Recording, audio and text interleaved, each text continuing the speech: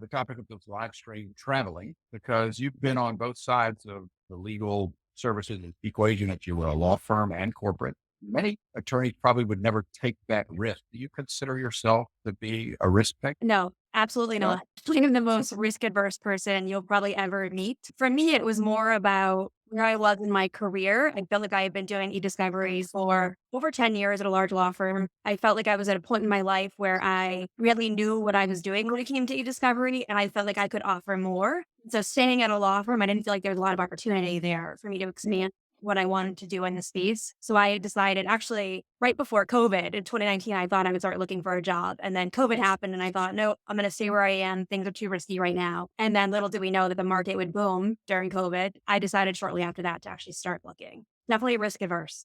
Okay. Let's talk about that decision. You made the move back in 2021, right? Yeah. So you're 2 years in. What would you tell attorneys at firms who are maybe thinking about doing the same thing? You have a bit of advice after a couple of years? I think it's obviously an individual decision for everybody. For me, it was a great decision. I don't regret it at all. It's been wonderful for me. I think that the biggest pro, which everyone talks about when you go from a firm to in-house, is there's obviously no billable hours you need to worry about. Yeah. So that is definitely a little freeing and you definitely get used to that quickly. The other thing I would say, which I just alluded to previously, was that I feel like there's more opportunity at a company. You're really looking to build out a program when you're in a company as opposed to in a law firm where maybe it's more structured and you just do what it is you're tasked to do with and that's it. I also think my experience anyway with being in-house has just been that it is very collaborative. I mean, I know when you're in a firm, you're working with different attorneys, you're working with your clients, you're working with your outside counsel, you're working with your IT people, you're working with all of the different groups within the company.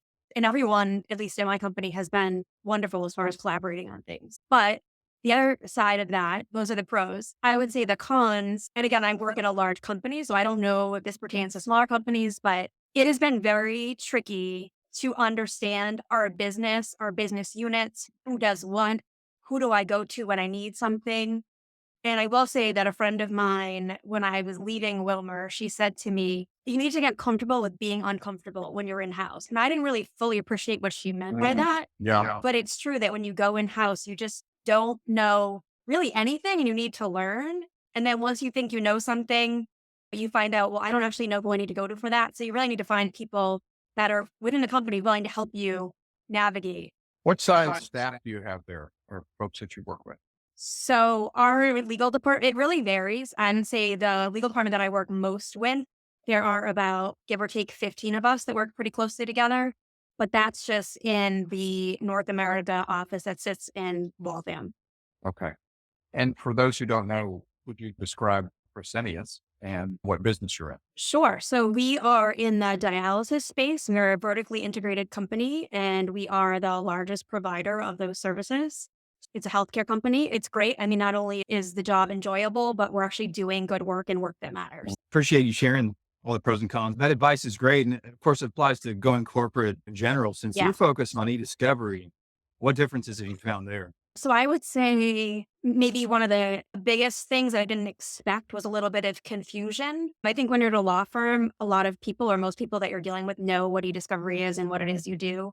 But when you're in-house, you're dealing with different people within the company who have maybe never touched anything related to litigation before. They don't know what Gotcha. e-discovery is. And so it's just trying to work through that and explain what it is you do, why you need information.